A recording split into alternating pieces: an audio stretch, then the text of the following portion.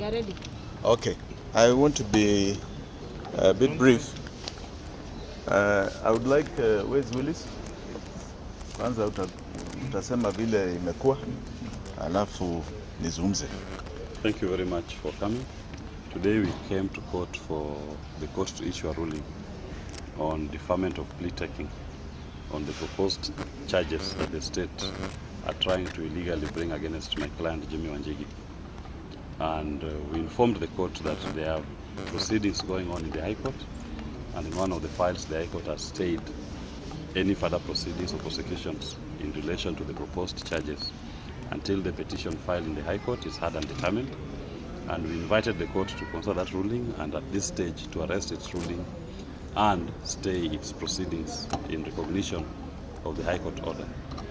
We did also inform the court that the matter in the High Court is coming up on the 19th of September, and that we can report back to court on what the position of the High Court is once it considers these matters, and the court has acquiesced to that request. So we are coming back on the 26th of September for further directions.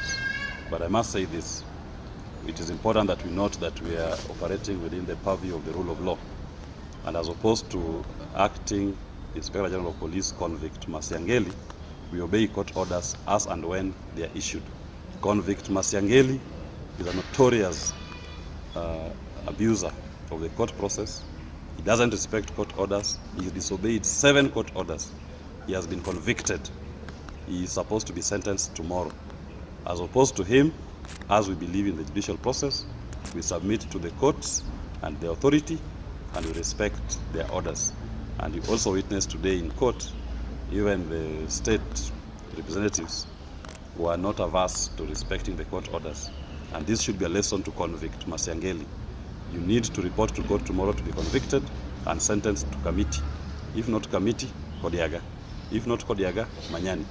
And the Kenyan citizens have a responsibility to arrest you and to take you to any of those facilities in defense of our constitution. Thank you very much. That's all I have to say. We also have with us the president of Bunge la Mwananchi, Jacaranda. Some of the members of that Bunge had also equally been illegally arrested and arraigned in court on similar issues, allegedly because they are associated with Mr. Jimmy Wanjigi.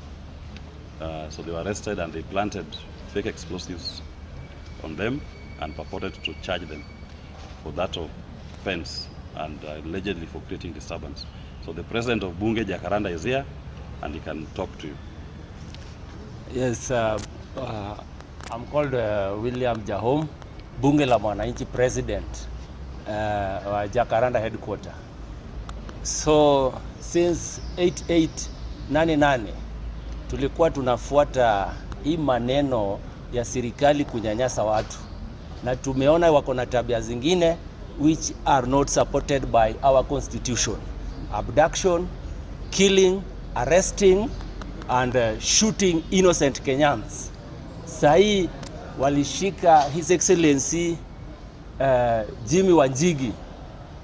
Wakati walimshika, walimnyanyasa kwa cell.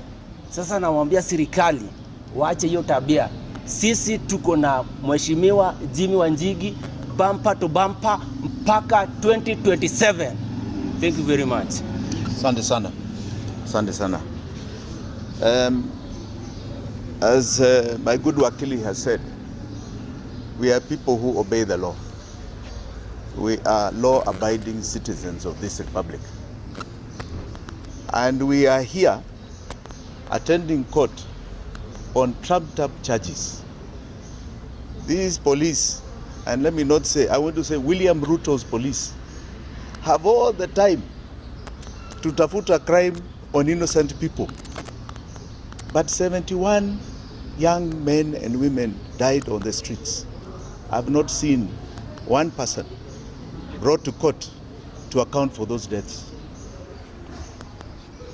There are people who were found in a quarry, young women. We are told there was a man who escaped from prison.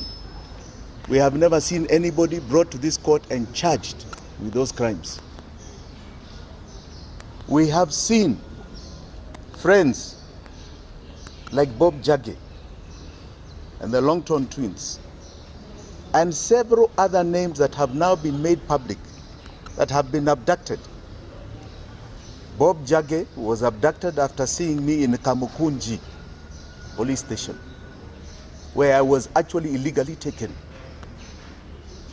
And this is what, 4 or 5 weeks? 5 weeks now. 5 weeks. We have yet to know where he is.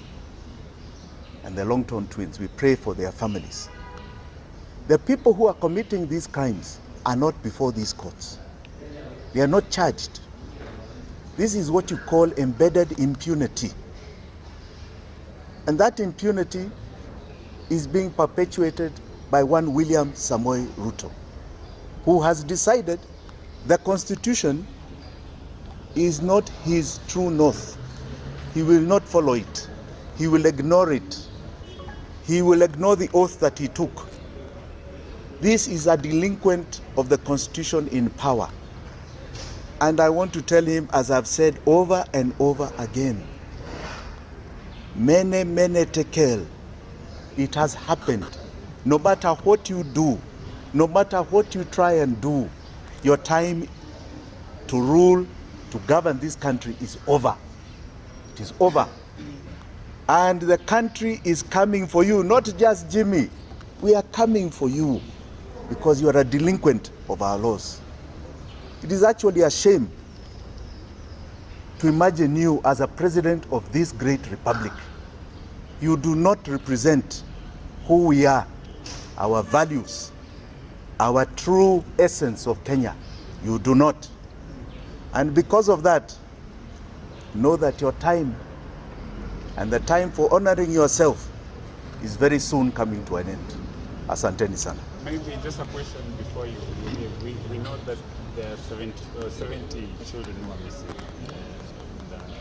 And you've spoken about the Yes. government not following up. What can you say about it? Yes, I saw the DCI trying to respond to those claims that those are children who did not come to school. I think we know the credibility of that DCI now. Yeah? There are people who come and plant fake evidence. There are people who have been part of killing Kenyans here. I want to tell that DCI, we do not believe you.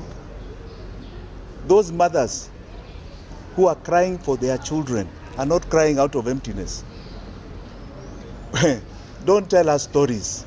We want to know why Kenya has become the killing fields under this regime. We are the killing fields under the RUTO regime. Why are we the killing fields?